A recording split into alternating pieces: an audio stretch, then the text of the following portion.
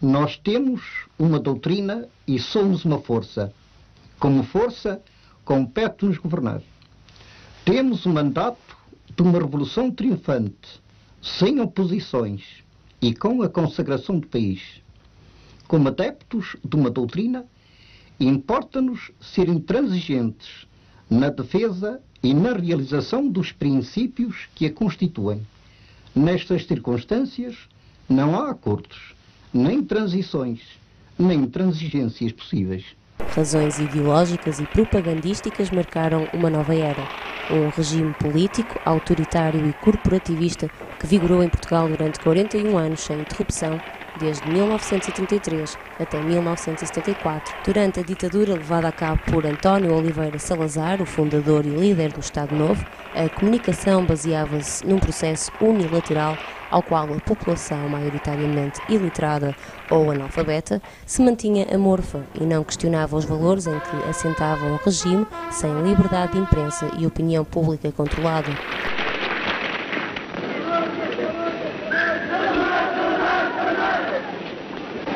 Senhor Presidente da República e Senhor Ministro da Marinha, oficiais e soldados, gentes do Minho e de Portugal. Com os meios de comunicação controlados, os efeitos cognitivos desta na era salazarista eram principalmente dirigidos a uma classe média e estável, com as ferramentas necessárias para a descodificar e interesse em manter o status quo. O emissor encontrava-se dominante no plano de comunicação, impondo-se, portanto, sem dificuldades ou barreiras pela grande parte da massa alienada. Sem luta, glorioso, sem sangue, porque na verdade a voz de comando foi apenas a expressão militar de uma ordem irresistível da nação. E começou a nova era.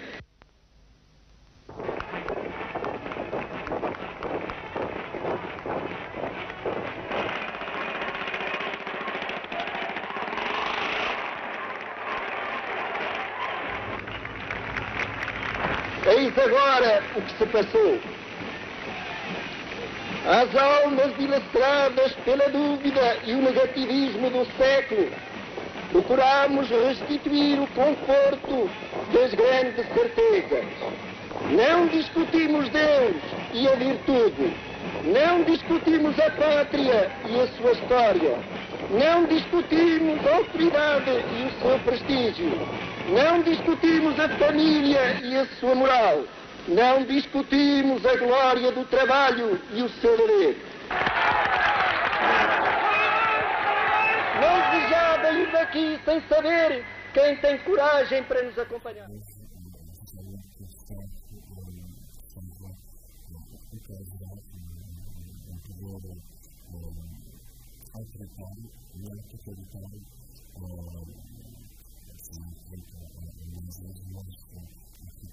E da mesma forma era também um país controlado por uma máquina de propaganda e que era também diversas sociedades e que criava uma realidade muito própria.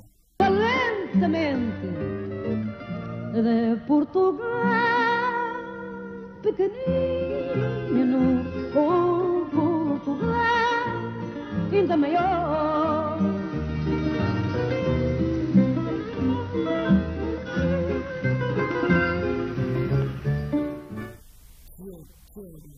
Do meu ponto de vista, sempre muito centrado no povo, em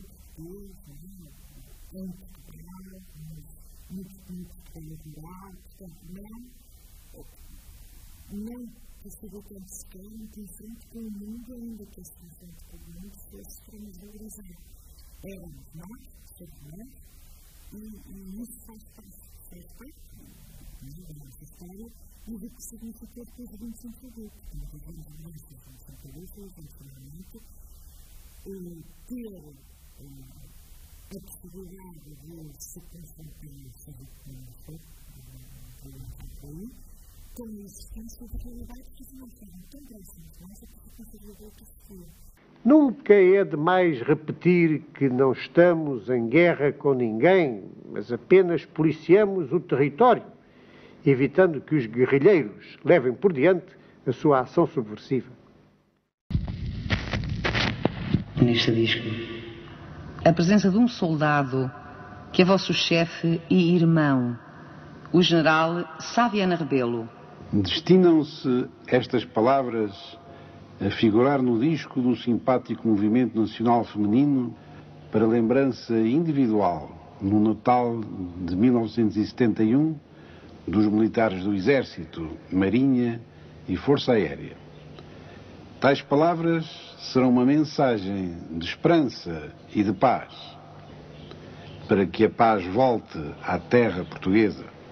Então a censura permitia que se visse o país real ou apenas a face? Não, era o país irreal. Irreal? O país irreal.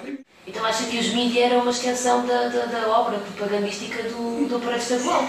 Não era uma obra nada, nós tentávamos fugir e muitas vezes ladeávamos. Aquilo estava cortado, mas não quer dizer que não fosse publicado.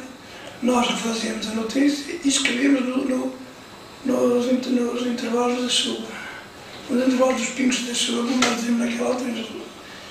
Eu encontramos em Melbourne, no aeroporto de Melbourne, era uma missão de comércio externo português. Então vimos que começaram a correr as portas de autocarro, mas entretanto eu vi que estava muita polícia e muitos soldados. Eu sei o que é isto. Eu consegui ver e abrir assim um bocado a janela, assim me açocava e ver que eram centenas de estudantes a gritar contra Portugal, porque os estudantes australianos de Melbourne, da Universidade de Melbourne, eram os mais ativistas do mundo, sempre foram. Portanto, era contra Salazar, contra Portugal. Poucas foram as imagens deste tipo que chegaram ao público, mas o controle da censura, apesar de impedir o seu visionamento, não conseguia apagar a realidade do descontentamento crescente. Contudo, as mesmas dificuldades encontradas pela propaganda, nomeadamente o analfabetismo e a iliteracia, impediam também que a contra-propaganda que surgia fosse assimilada convenientemente.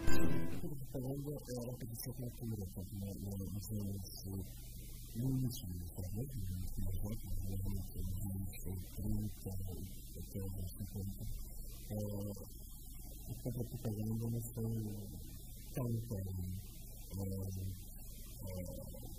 é verdade que bem para a frente, nos anos 50,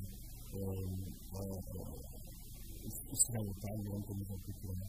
É também verdade que a partir do momento, a partir da guerra internacional, começa a se lutar também com o professor da propaganda, da oposição ao regime, e musicalmente isso não é notado. Então, os anos 60 e os anos 70 são obviamente os anos em que a música começa a ter também uma predominância, que, por exemplo, os cinemas já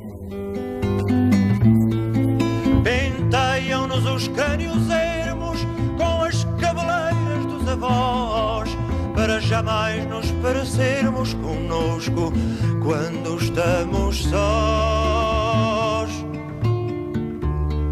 Dão-nos um bolo que é a história da nossa história sem enredo, e não nos soa na memória outra palavra para o medo.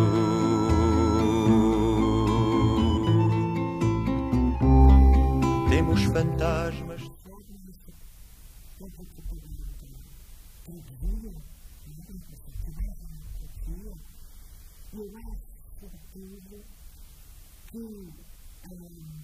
Que procurava compensar o que era os grandes valores de uma unificação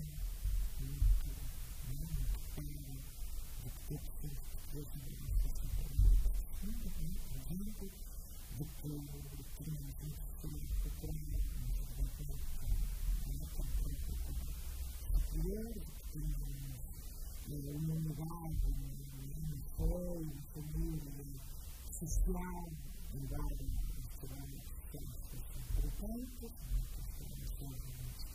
e portanto, aquilo que era uma discussão durante a entrevista era mais do que a administração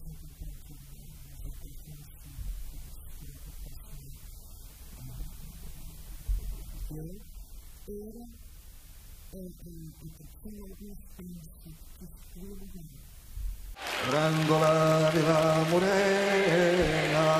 Na madrugada do dia 25 de abril, o movimento das Forças Armadas Portuguesas, no decurso de uma ação conjunta, estabeleceu o controle da situação política em todo o país após ter ocupado diversos pontos estratégicos, nomeadamente os ministérios, ações, estações de radiodifusão e a radiotelevisão, aeroportos e fronteiras.